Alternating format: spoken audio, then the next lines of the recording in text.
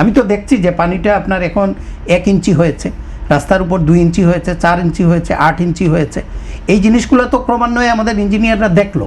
তারা এই সময়কালে কি করলো? এই 7-8 ঘন্টা তাদের কোনো মেজার নাই, কোনো কিছু করণীয় নাই, তারাও বসে বসে দেখলো। যে ঢাকা শহরে আপনি যেটা বললেন যে গত রবিবারে আমরা যেটা দেখলাম আর কি, যে আমার নিজেও আমি রেডি হয়ে আমার মতিঝিলে যাওয়ার যখন আমি রওনা দিই আমি দেখলাম যে বের হয়ে আমাদের এইদিকে রাস্তাঘাটের হাতিরঝিল এইদিকে পানির, কিন্তু ওই দিকে রাস্তাটা এবং এই রাস্তা পানিটা কিন্তু 1 ঘন্টায় হয় নাই, 7-8 ঘন্টায় হয়েছে।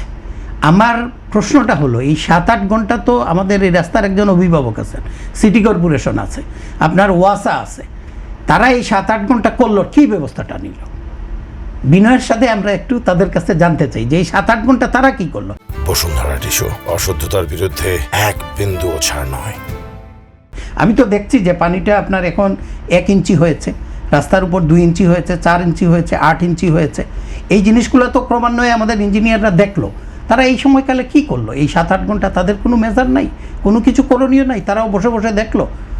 কারণ আমরা যদি সারা পৃথিবীর প্রসপেক্টে আমরা দেখি যে ইমার্জেন্সি কোনো সমস্যা হলে এটাকে ইমার্জেন্সি ট্যাকেল দেওয়ার যে ব্যবস্থাটা থাকে, আমাদের এইখানে আমরা সব সময় দেখি যে এটা অনুপস্থিত।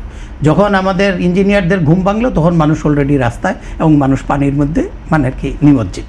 সুতরাং এই জায়গা থেকে উত্তরণ করতে হলে যে পানিটা যখনই বৃষ্টি দেখছে, যে আবহাওয়া প্রেডিকশনে বলছে যে বৃষ্টি আরও 4-5 দিন থাকবে, তাইলে আমার পানিটা তো অস্বাভাবিক পানিটা হবে, এই পানিটাকে নিষ্কাশনের আমি একটি পথ করতে হবে।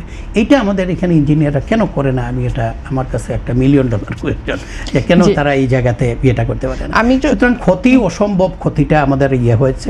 আমাদের ওই দিন ব্যাংক, আমাদের ব্যবসা বাণিজ্য, ট্রেডিং সবই বন্ধ ছিল। বিশেষ করে পুরান ঢাকায় আপনি দেখেছেন যে পানি ছিল হাঁটু থেকে কোমর পর্যন্ত। সব জায়গায় না, ব্যবসা বাণিজ্যের যে অঞ্চলটা, যে ধরেন ঢাকা শহরের ব্যবসার হাবটা হলো পুরান ঢাকা। পুরান ঢাকা যদি সচল থাকে তাহলে সারা ঢাকা শহর আপনি মনে করলেন সচল, কারণ ট্রেডিংয়ের একটা বড় অংশ ওইখানে হয়। সুতরাং ওই দিন আপনার কোলাপস ছিল। সুতরাং ক্ষতির পরিমাণটা নিঃসন্দেহে বড় একটা ফিগার হবে।